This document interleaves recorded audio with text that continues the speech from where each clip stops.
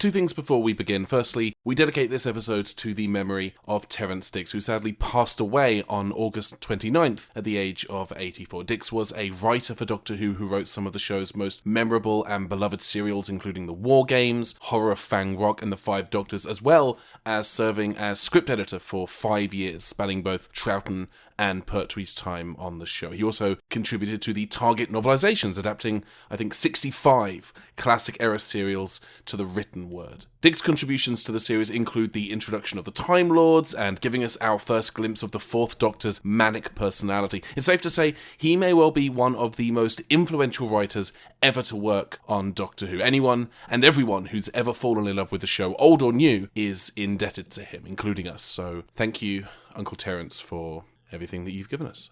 On to lighter fare, kind of a hard pivot, but this episode marks the midpoint in our season finale. This is part 2 of a 3-part finale. We have one more episode after that, of course. We did do a live show at Geeky Teas in August, and that will be dropping in early October. But before we release that, we are going to do a talkback special, where myself, Riley, Dan, and Michael will be sitting around our microphones once again to talk about the season and talk about what we've done, why we did it, some of the thoughts that we went through in kind of developing our characters and the story that we've been telling. But we also want to get questions from you, the listeners. We have some very passionate fans out there. We've seen some fan art this week, which just absolutely blew us all away.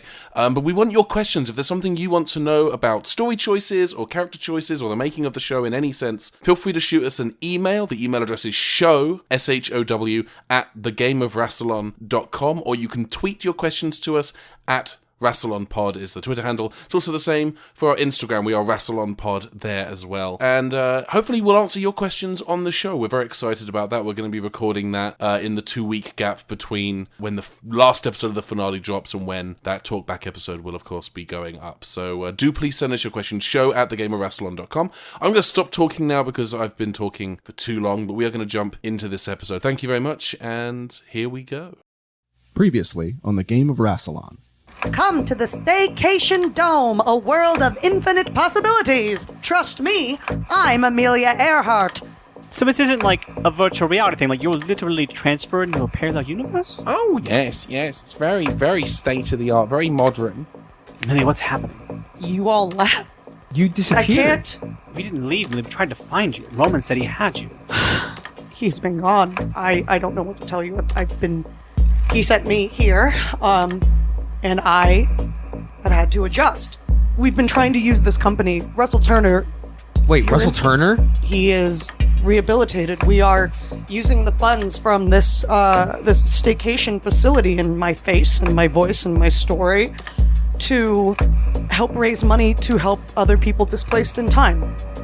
Laser glass comes down from the ceiling and surrounds you all, except for Dr. Hodgman, who's just outside of the cell. I'm new here, sorry. You might be looking for your Dr. Hodgman. I'm afraid your Dr. Hodgman has been dead for, about 2.5 weeks now. All we have to do is send you somewhere and not pick a destination. You guys are just going to get scattered across the multiverse like sprinkles on an intergalactic cupcake. I'm gonna, shove my hand with the ring on it into the field of energy that's still there. Mm-hmm. And there is an unexpected surge of energy and a ripple of power crackling through the enclosure of the laser glass, and then the 4 of you, including Russell Turner, are gone.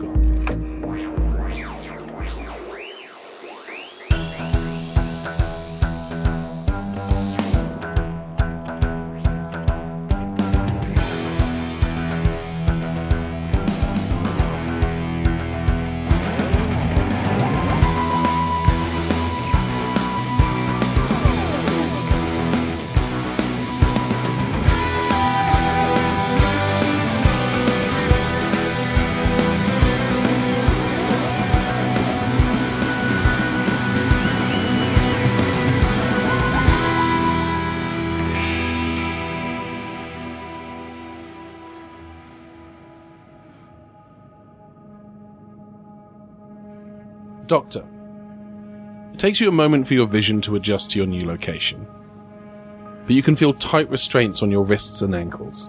As your vision slowly returns, you realize you're strapped to a table in an upright vertical position. And as the room comes into focus, you can make out the familiar bronzes, browns, and golds of the capital.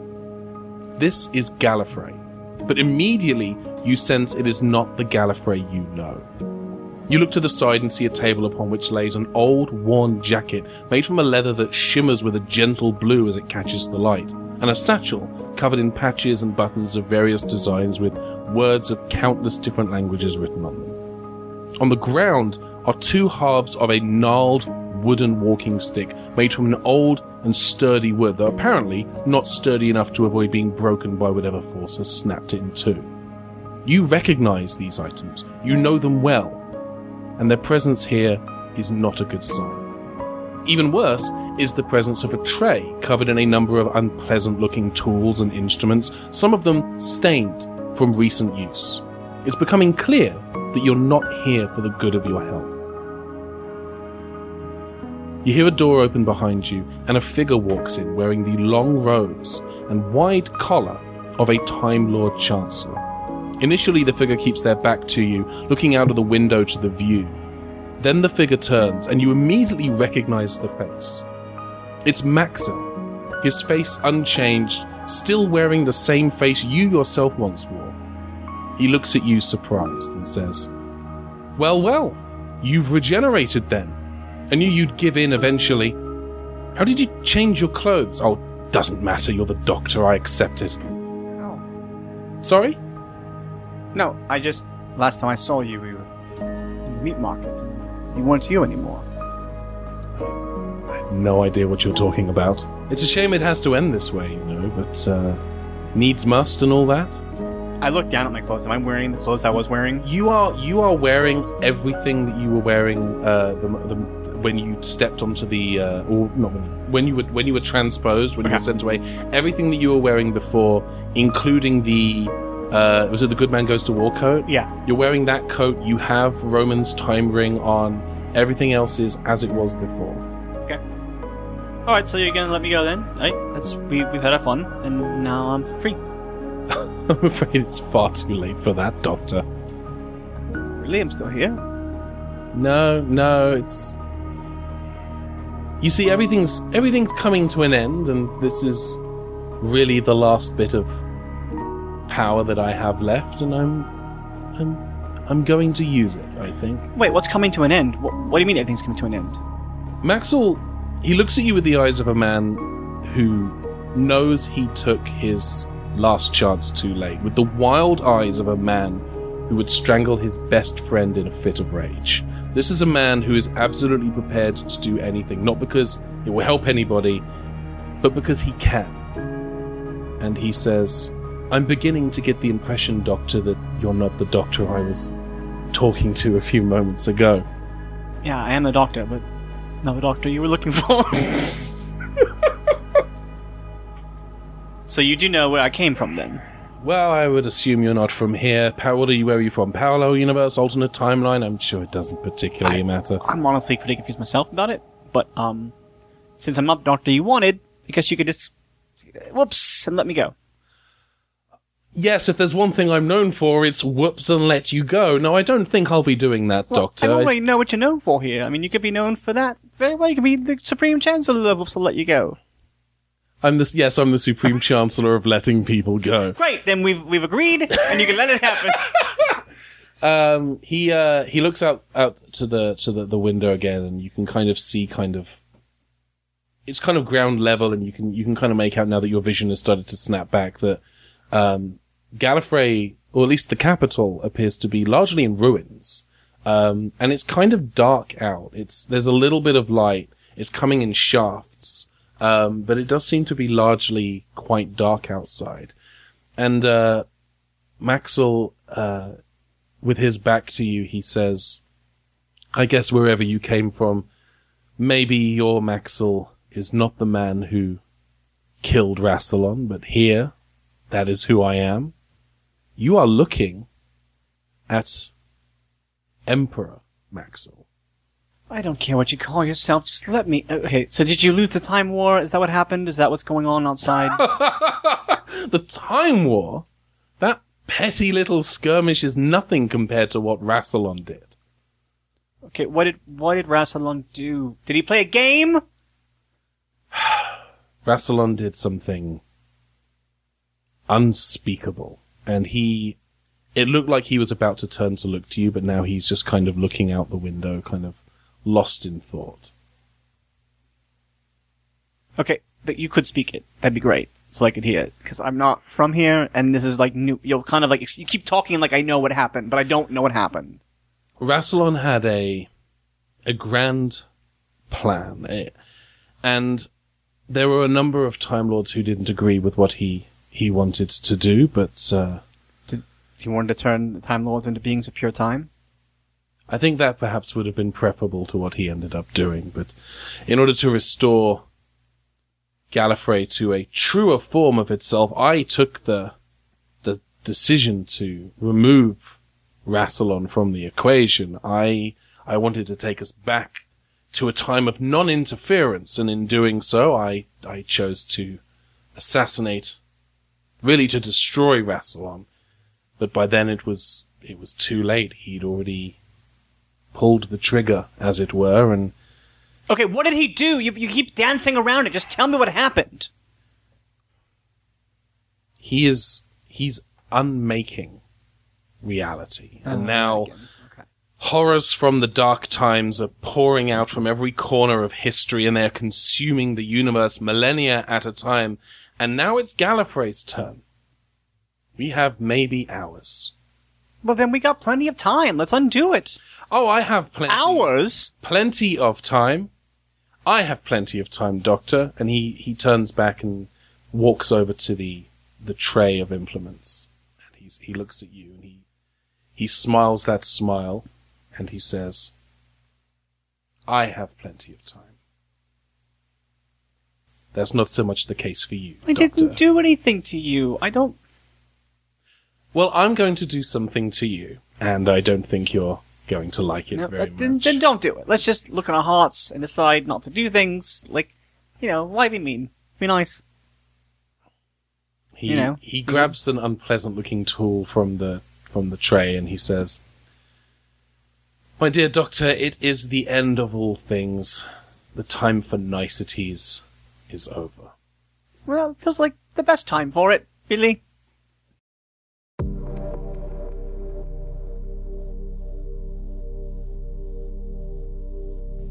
Travis, you come too, to find you're already moving. Not that you are being moved, but that your body is walking forwards with intent. But it's not you doing the walking. Something else has control of your body. You look out through your eyes and realize you are a passenger. It's like looking out the window of an airplane, and it's difficult to process exactly what it is you are seeing. You are walking along a metal gantry connecting two rooftops in New York City. And as you look down, you can see not only the city below, but coils of thick cables wrapped around beams at the edge of the gantry, stretching from this rooftop to the next and snaking out into others. The buildings in New York connected by thick cables going into windows, doorways, vents. Everything is connected. The sky is dark, the city is grey, and something terrible has happened here. Atop the roof you are walking towards stands a humongous satellite dish, seemingly lashed together from whatever metals and materials were at hand. It's immense, and has clearly taken months, if not years, to build. It's slowly moving into a position pointing directly upwards.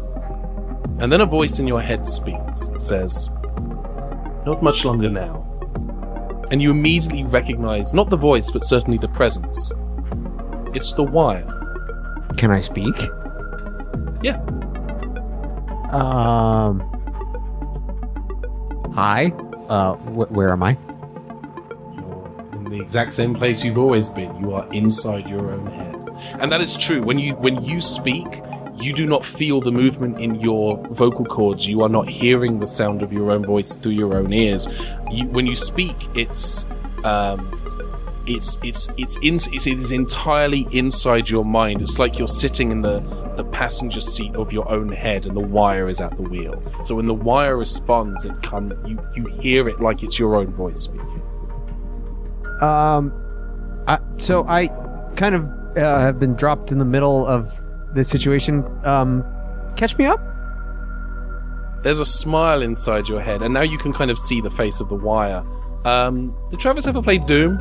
Oh, of course. Yeah, it's the head from Doom from the HUD at the bottom.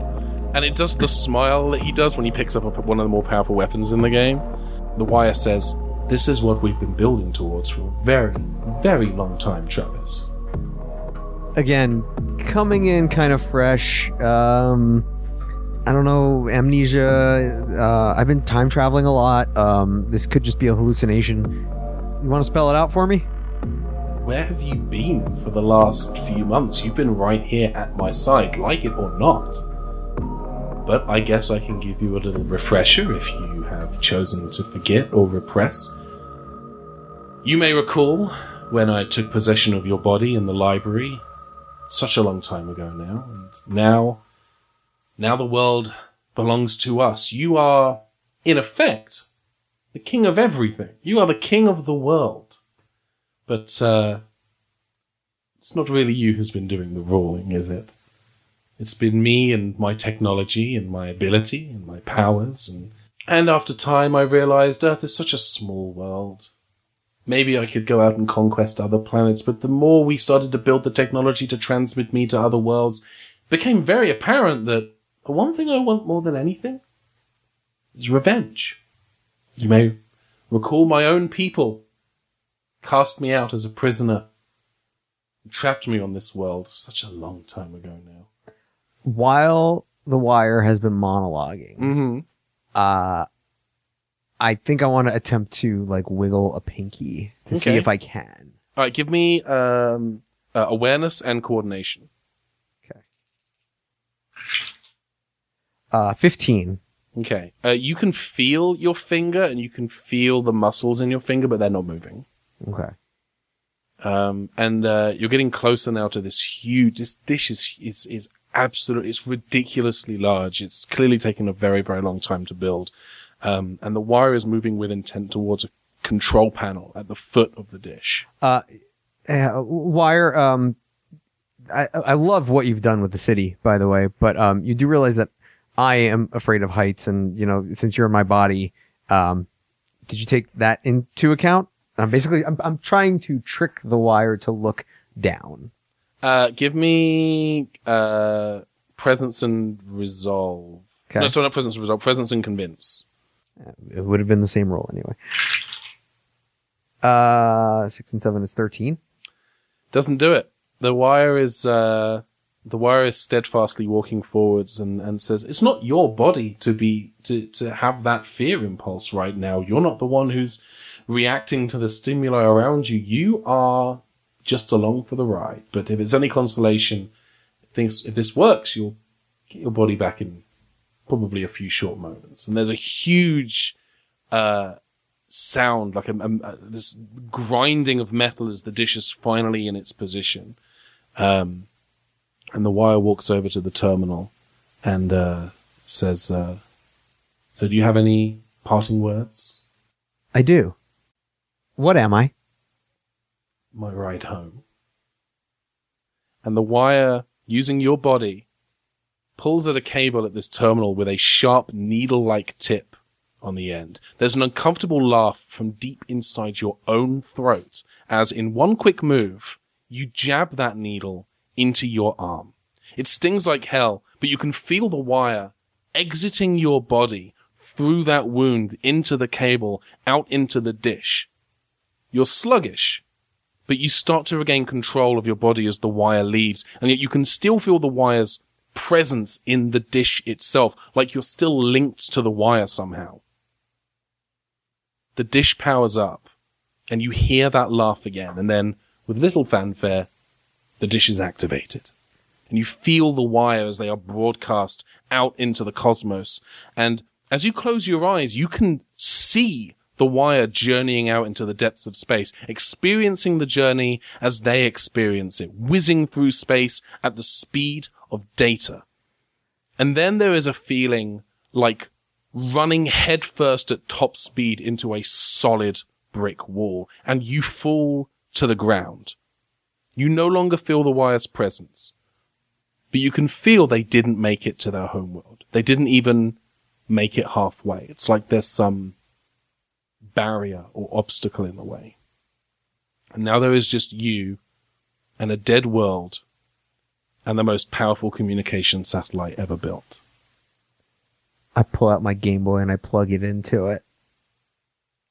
Brilliant. As you do that, there's a message on your Game Boy. It says, testing, 1, 2, 3. Plug it in, and is there any sort of monitor and keyboard setup? That is a great question, and we're going to come back to that. Cool.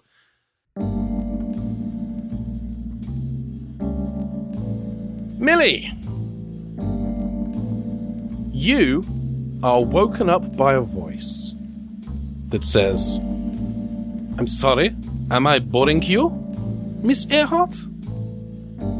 You feel yourself jerk back awake to find yourself sitting at a round conference table with a number of other people, all of whom are looking at you.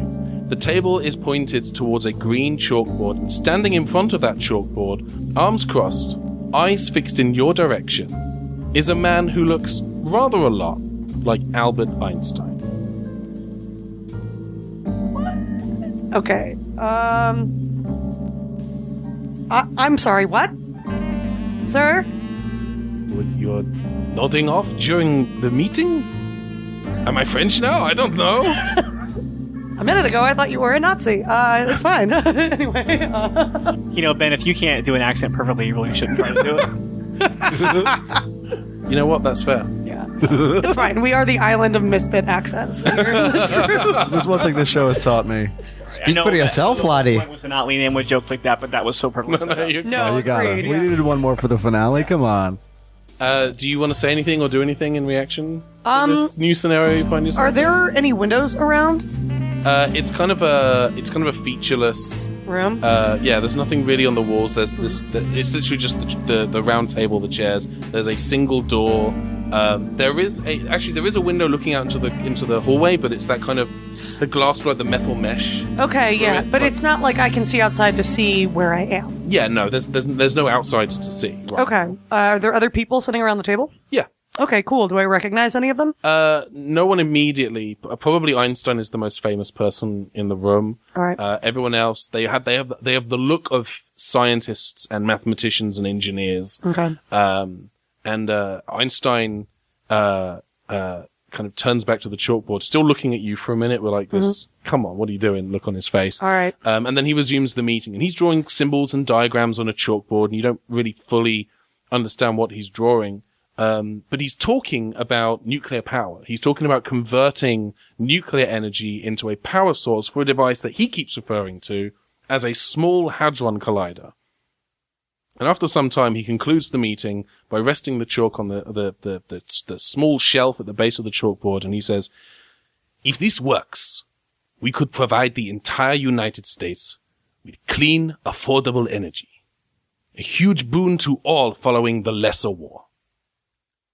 You have your roles. You know your roles. Let's go to work. I'd like a refresher. Real quick. Sorry. Correct. Nodding off. Bad Amelia. Help. What do you need to know? My role. Exactly. Nodding off. Again. Sorry.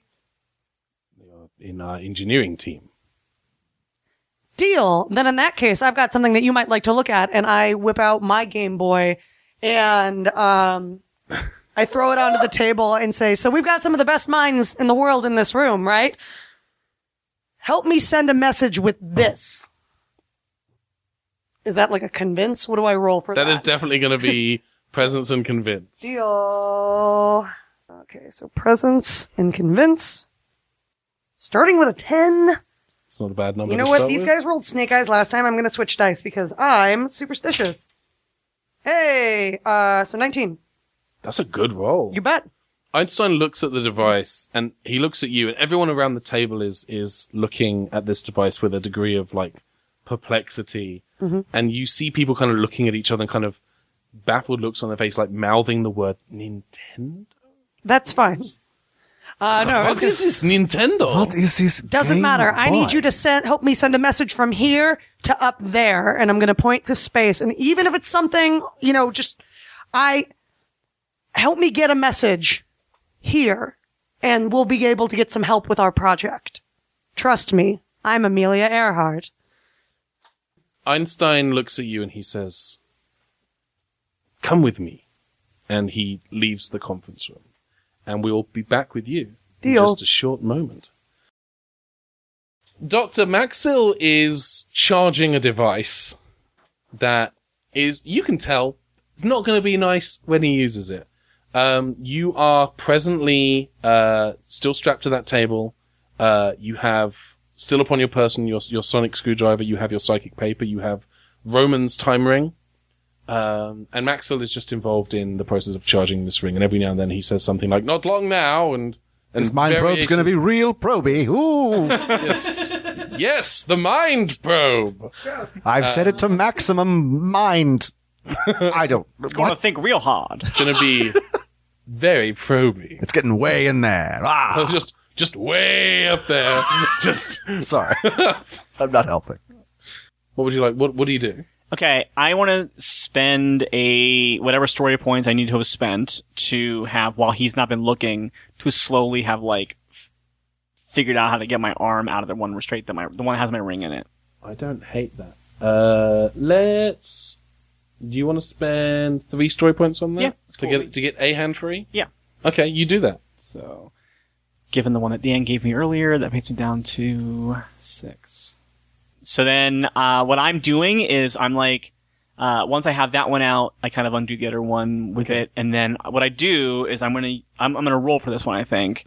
But I wanna set my sonic. I want to tell the ring to charge from the beam that Maxwell's gonna shoot at me. Mm-hmm. I'm gonna use it to recharge the ring.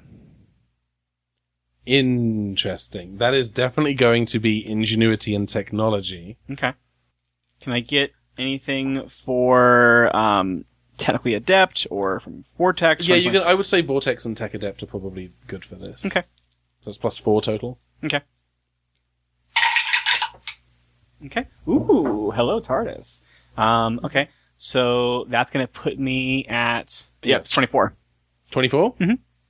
Good roll. Yeah. Maxwell turns around with this mind probe, this kind of handheld mind probe device, and he steps forward to about an arm's reach from you and points it forward at your head, and he says, "This is, I'm very relieved to say, going to hurt me not at all, and hurt you very much a lot." Okay. And he activates it. And I grab it so that it goes into the ring instead of my head. The ring begins to glow a bright hot red and then releases a burst of energy, pushing Emperor Maxwell back, slamming him against the wall and knocking him onto the ground unconscious. This has also had the effect of the table that you're on. This is how you discover it's on wheels, because it wheels back a little bit towards the door. Okay. And Maxwell is unconscious. Okay. I think that I now undo the restraints on my legs. Okay. And I get up off the table and I take Maxwell's robes that are on the outer robes, not the whole costume, but I put them on over mine and Okay. I put his headdress on my head. And then I kind of stuff him underneath the table, so he's kind of hidden away a little bit. Mm-hmm. And then does he have a scepter or anything? No scepter. Okay. So I then I go back out into the hallway. I leave the room. I look around the room for anything that might be useful. I can do a quick investigation of the room, but then I go out in the hallway. Okay.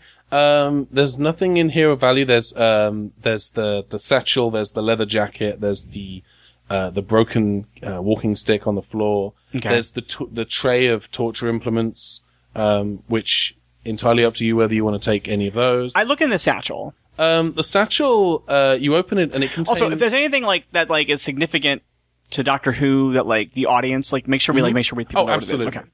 Okay. you hold the satchel, and you know this satchel, you know this jacket, because they were once yours. Yeah. And when you look in the satchel, it contains exactly the kind of stuff you expect to find in a satchel that you once carried. There's a yo-yo in there. There's a half-eaten apple. Okay. There's a couple of books with a bunch of notes and annotations of corrections for misinformation of history. There's a long bit of string. There's a kettle is in there. Okay. And there is a broken sonic screwdriver. Okay. Which Sonic? It's not. One that I recognize? You would recognize it because it was yours, but it's not. It's not. The best way to describe it, it's not a canon like TV show Sonic. Gotcha. It is, these are the items that belonged to your immediate predecessor. Okay. Okay. Cool. Okay. I think I have an idea. Okay. So I'm gonna take all these things and whatever I can in the jacket and everything with me. I'll put the jacket and everything in the satchel, and I head out. Okay. As you head out, you feel a gentle heat coming from the pocket with the psychic paper. Okay. I pull it out and look at it. The phrase "testing 1 2 3" is written on the psychic paper. Okay. I send a signal back with it that says loud and clear. Okay. Let's move and then over. And then it petulantly says, "Okay, well, not loud because it's on paper, but you know what I mean." Let's actually go back to Millie. Millie, you are sitting in Einstein's office. Now, Millie would, just in terms of history, Millie would know who Einstein was. By the time that Millie was making her flights in the 1930s, Einstein would, he'd already risen to prominence in the 20s. By the 30s, he would be living in the US. So this is a figure who's already kind of known as being a famous brain boy. Oh, yeah. I figured I knew exactly who he was. Yeah. So, yeah. Cool. And he looks at you and he says in his authentic German accent. Ah, yes. Most authentic. He says... Austrian. Austrian. Austrian? Yeah. Michael, you're wrong there. Hi, future Michael here. Einstein, totally German. I was wrong and dumb, and in this specific instance, not in general. Hey, but sorry, buddy, you blew it back in the past. Future Michael out. What are you playing at? Doctor, I really can't explain right now, but I do need to get a message out. You have to trust me. If you've ever trusted me with any bit of important information, with any of your studies, with any of what we have been doing here, I need you to not ask questions, and I need your help. Is that a presence and convince again? I'm not even going to have you do the roll because you did a really good roll at the end of the last Dope. Thanks. session. And he says to you, "You've done very good work here, and I have no reason not to trust you, but we need to identify this object. What is it?" It's a communication device. Okay. Cool.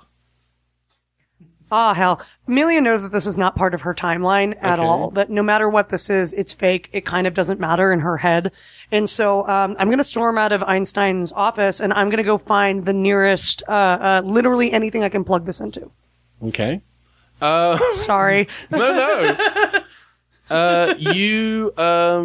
There's signage pointing towards the Small Hadron Collider, which is a term that you recognize from, Einstein mentioned that several times during the meeting. He Yep. drew diagrams of it. That is the one of the phrases that recurred multiple times during that meeting. So that when you see those signs, that definitely.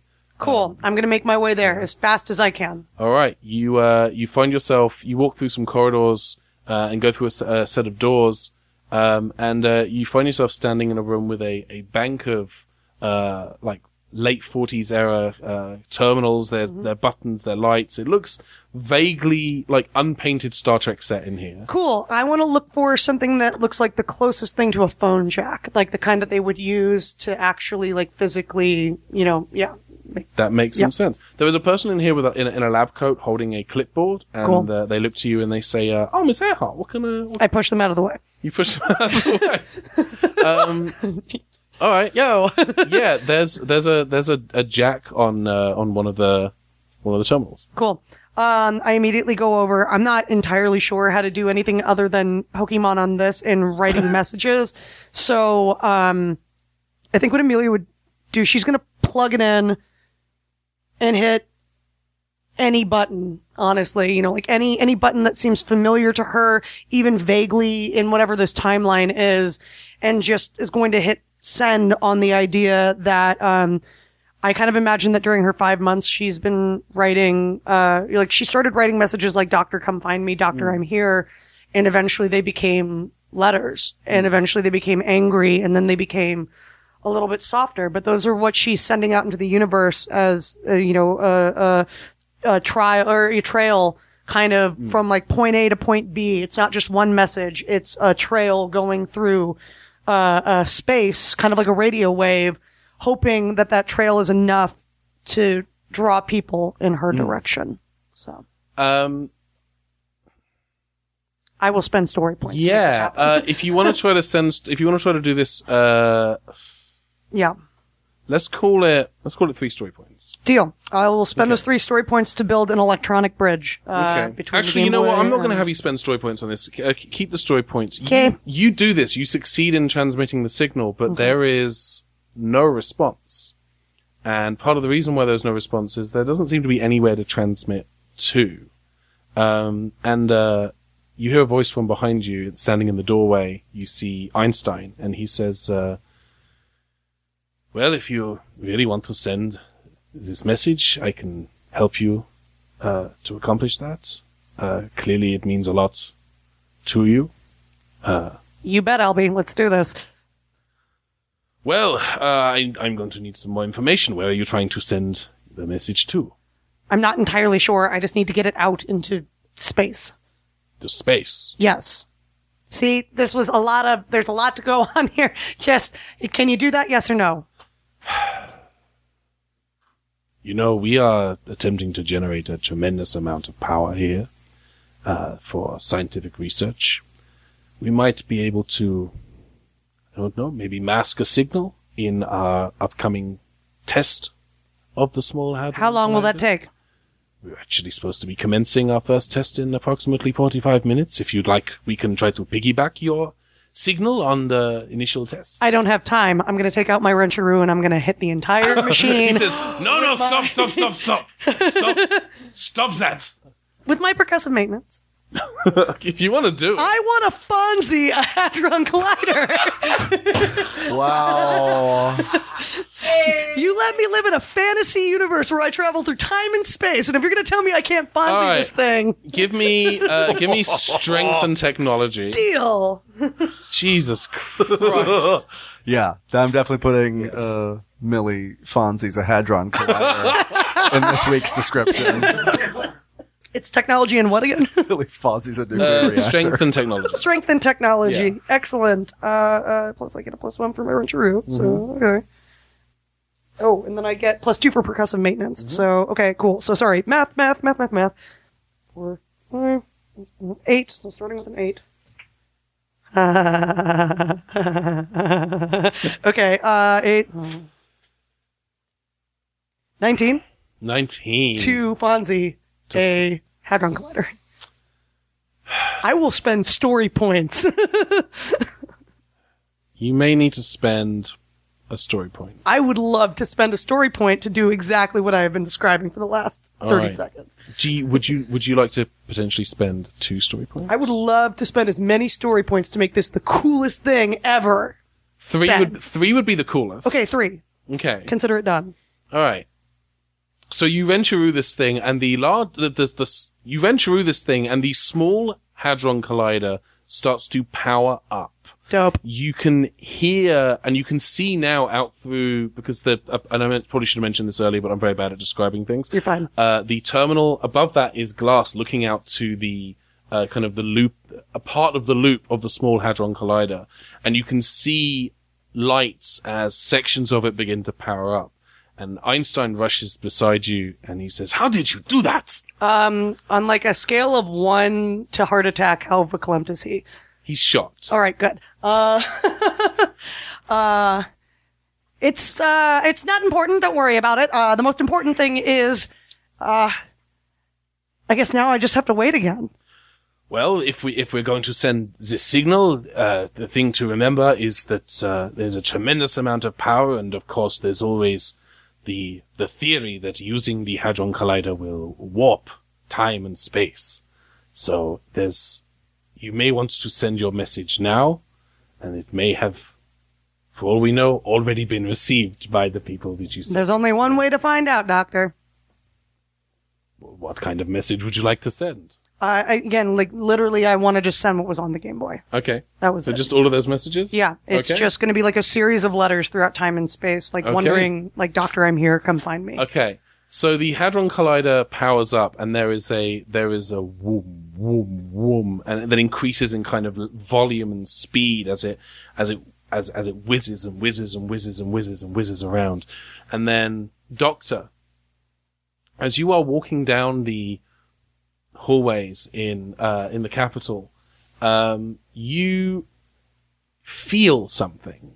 You get hit by these waves of these messages, and Travis, where you are now, you feel these waves of these many messages start to hit you. And Millie, what sort of messages are they receiving?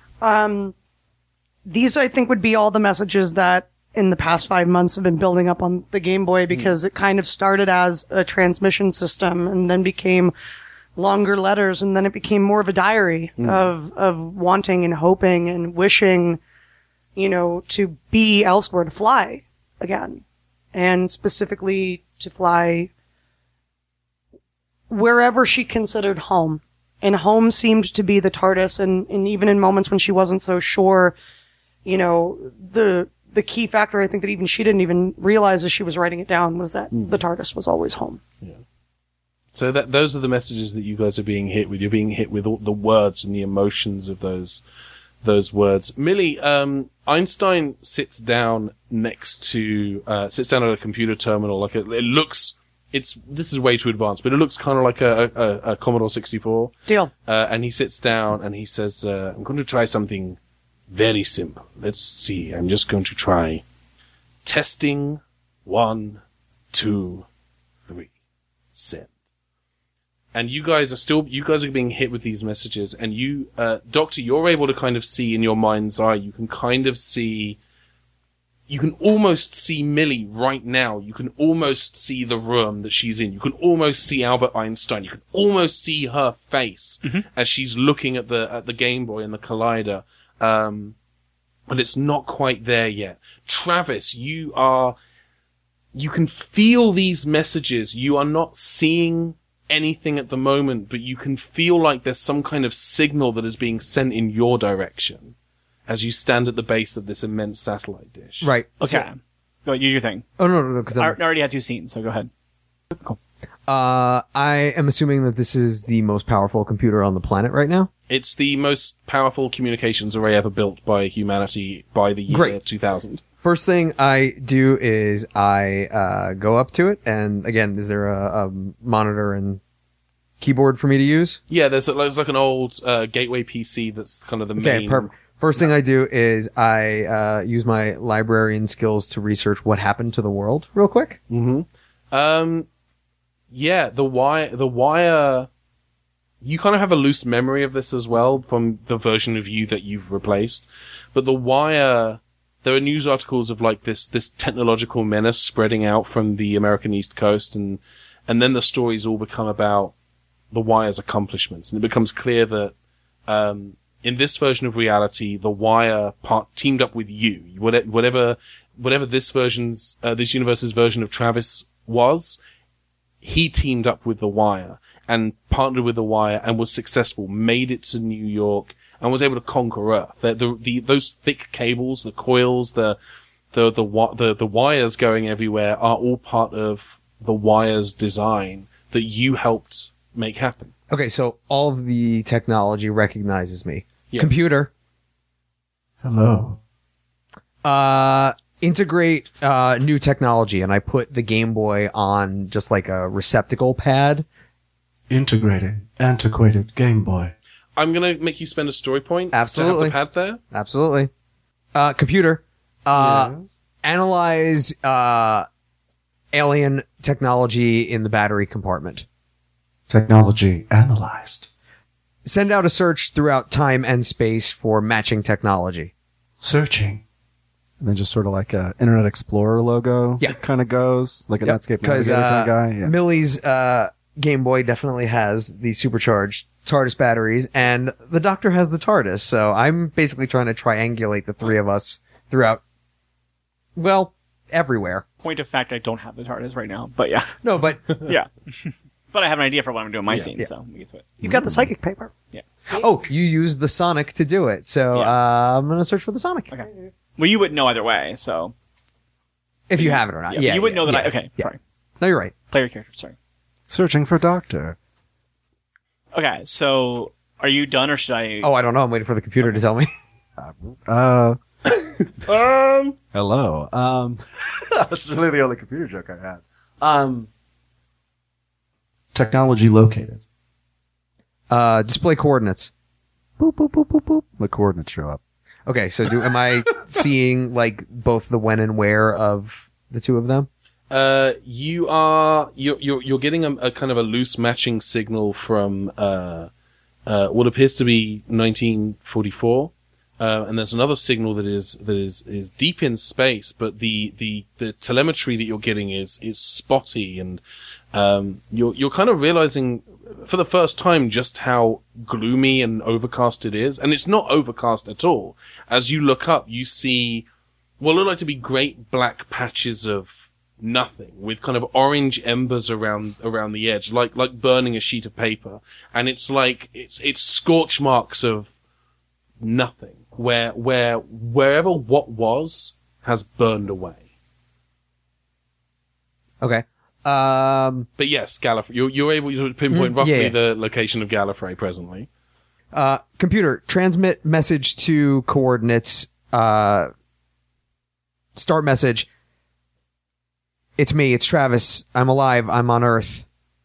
Where are you? Transmitting message 1. Earth.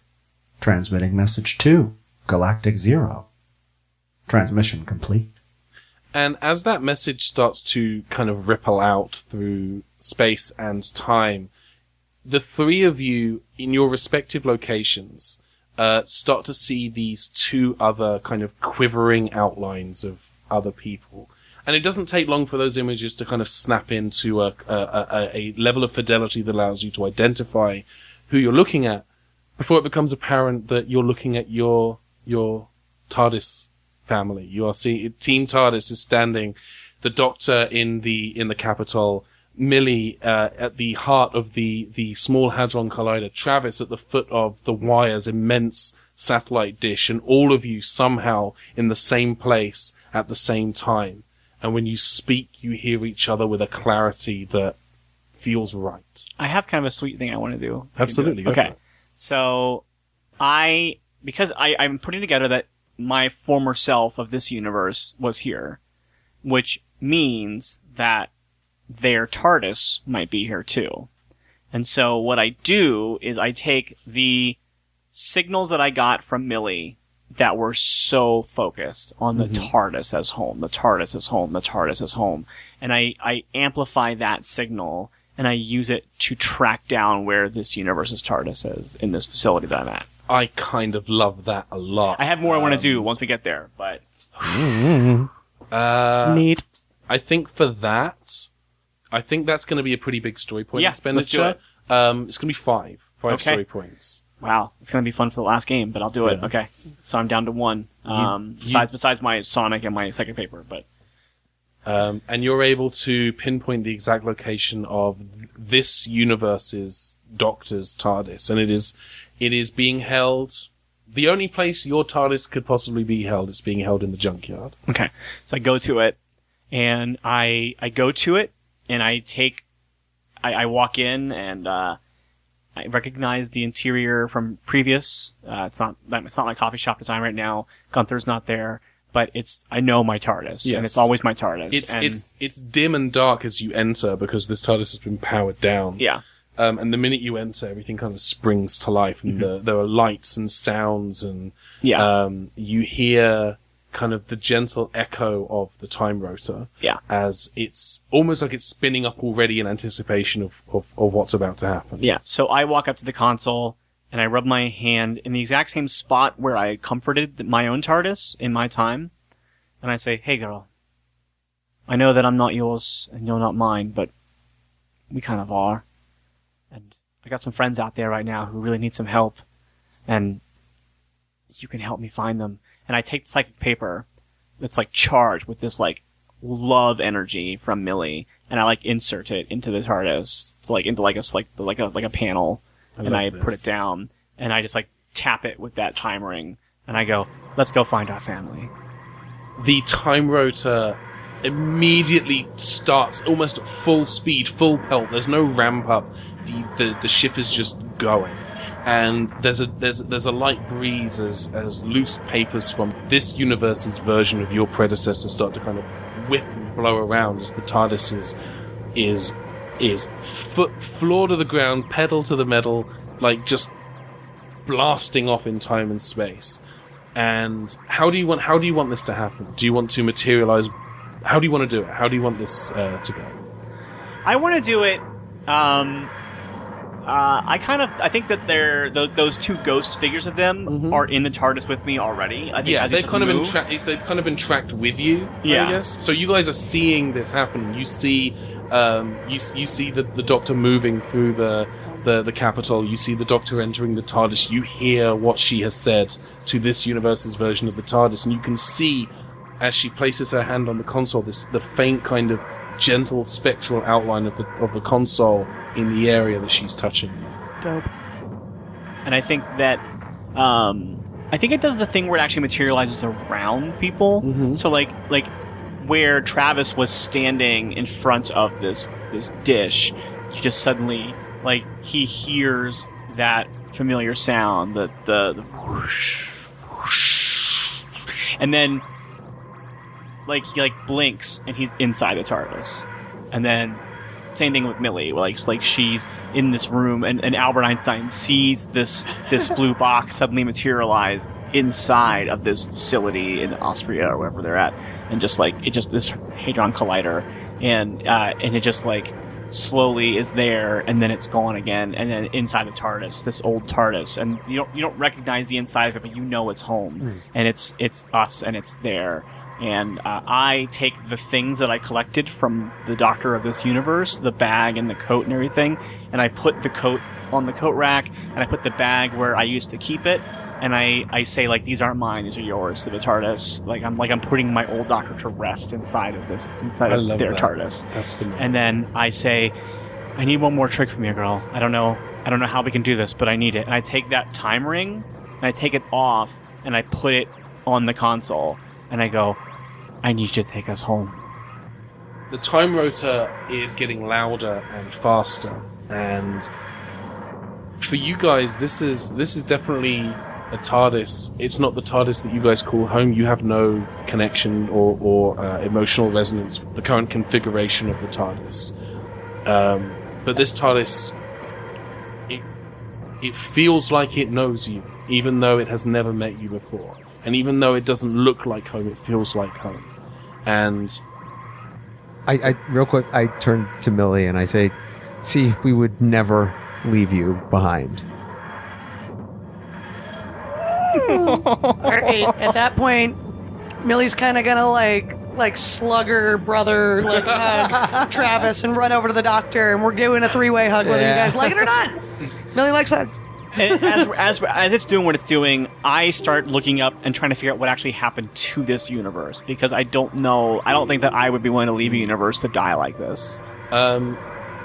It's difficult to describe exactly what has happened. It's like this universe is crumbling. This universe is dying, and it's too far gone at this point. Whatever remains of this universe will not be here for much longer. Okay. And as this TARDIS pushes all engines full power, pushes as hard as it can to crack through the membrane of reality itself. ahead of time already knows what it needs to do. It is jettisoning rooms, tennis courts, swimming pools, bedrooms, bathrooms, and beyond. I was really hoping I'd get a bigger laugh on that, but never mind. And you feel this shake, this shudder throughout the TARDIS as it pushes through the membrane of reality out of the universe. And you can see on the scanner scope kind of the universe behind you as it begins to kind of crumble and wither, and then there is dust. And then it's whatever universe there was is gone. You are leaving the dying embers of a long dead world. But you can see your universe up ahead. And the TARDIS now is going so fast, so hard. You can feel the shake of the ship, all of it throughout. You're bracing yourselves now with just how turbulent this flight is.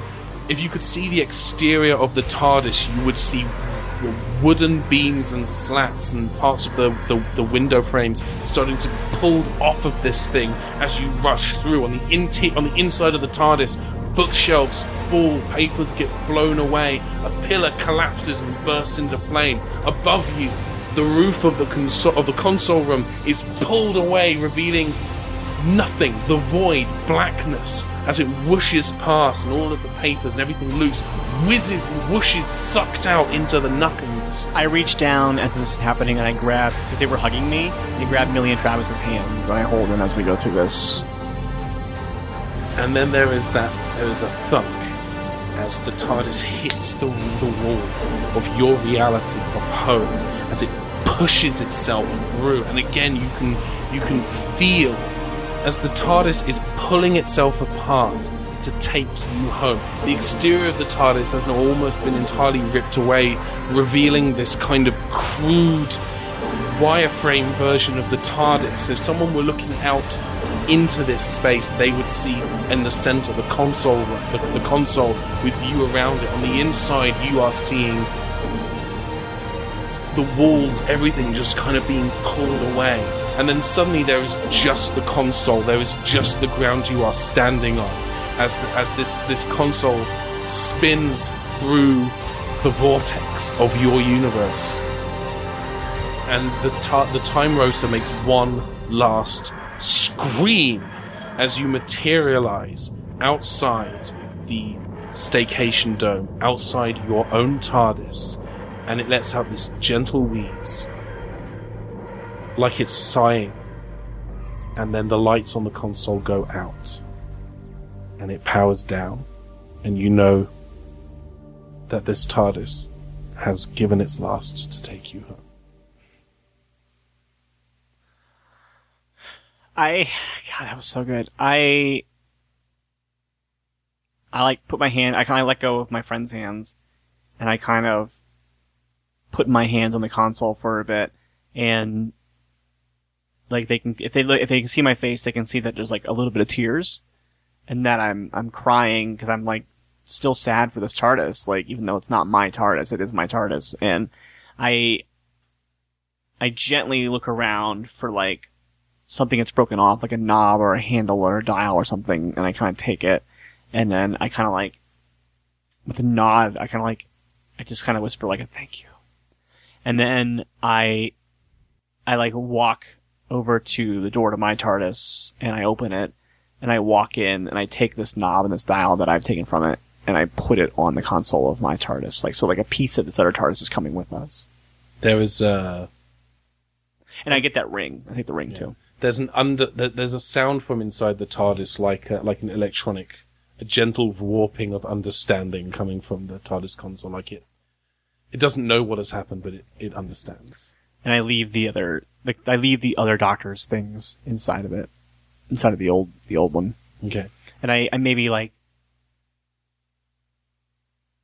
I want to do something so that people aren't like stumbling through it or whatever, but like I don't know what to do. Like I see if I get with a little bit of power that's in my TARDIS, I can see if it can like absorb the old TARDIS. Yeah, I'll let you do that. I'm not going to have you spend any story points for that. You tap in, you hit some dials and switches and pull a lever on the TARDIS console, and the time rotor engages, but not in a way that it's about to dematerialize. But anyone who's standing outside of your TARDIS can see this kind of swirling